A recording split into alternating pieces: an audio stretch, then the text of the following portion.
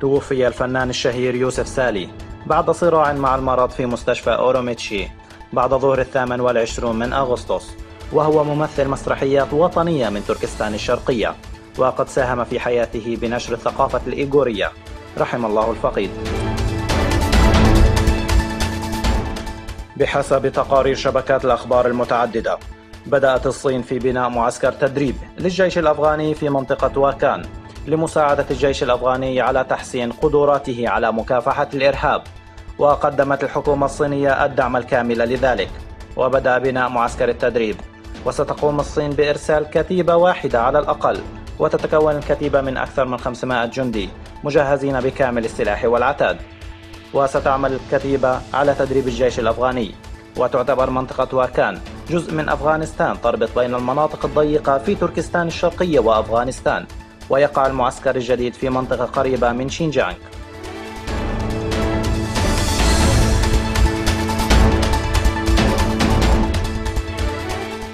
تقوم الحكومة الصينية باستمرار في الضغط على الإيغور والقازاق الذين هاجروا أو ذهبوا للتعليم في الخارج، ومن المفهوم أن الصين تمارس ضغوطا على المساعدات الاقتصادية في البلدان الضعيفة اقتصاديا للمطالبة بإعادة الإيغور إلى الصين. وكما يعلم الجميع فإن الصين أصبحت ناشطة للغاية في السنوات الأخيرة في الشؤون السياسية، وقرغيزستان هي واحدة من الدول ذات الديون المالية العالية للصين. وغالبا ما يتم اعتقال التجار الإيغور الذين يعيشون في قرغيزستان من قبل الشرطة الصينية، بالرغم من أنهم يحملون جوازات سفر قانونية. وفي عام 2017 تم اعتقال حوالي 300 طالب من الإيغور في مصر بناء على طلب من الصين، وتم إرسالهم إلى الصين.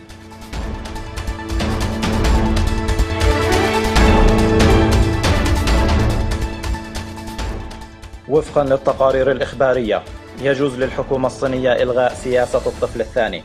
وذكرت النيابة العامة في الصين أن مسودة القانون المدني لم تذكر خطة للأسرة، كما لم تكشف التقارير عن ما إذا كانت السياسة الجديدة ستخفف قيود الولادة بالنسبة للأزواج أم أنها ستقوم برفع القيود بشكل كامل.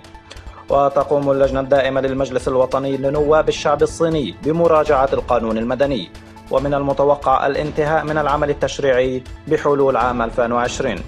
وقد طبقت الحكومة الصينية سياسة الطفل الواحد منذ عام 1979 لإبطاء النمو السكاني، وبسبب ارتفاع نسبة الكبار في السن مقارنة بالمواليد سمحت الصين بإنجاب طفل ثاني منذ عام 2016. وعلى الرغم من ذلك لا يزال معدل الخصوبة المحلي غير جيد كما كانت التوقعات، لذلك يتوقع من السلطات أن تقلل من القيود المفروضة على الإنجاب.